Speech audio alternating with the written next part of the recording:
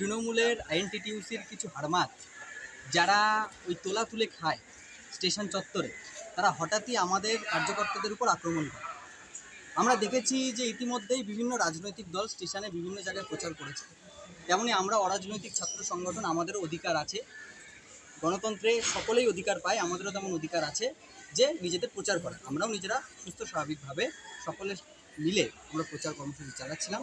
তার মধ্যে হঠাৎই তারা উদ্দেশ্য প্রণোদিতভাবে অতর্কিত হামলা আমাদের উপর চালায় এবং সেখানে আমাদের 3 জন হাবড়া থানা যদি এর পরেও চুপচাপ নীরব ভূমিকা পালন করে, আজকে আমরা সকলেই জানি যে ইসিসিআই, ইলেকশন কমিশন অফ ইন্ডিয়া, পুরো বিষয়টাই নিজের পর্যবেক্ষণে রেখেছে। তারপরেও যদি হাবড়া থানা কোনো রাজনৈতিক দলের পৃষ্ঠপোষক হিসেবে কাজ করে, তাহলে অখিল ভারতীয় বিদ্যার্থী পরিষদ দেখিয়ে দেবে হাবড়ার রাজপথে কীভাবে গণ আন্দোলন গড়ে তোলে। স্টেশনে আমরা জনজাগরণ করছিলাম।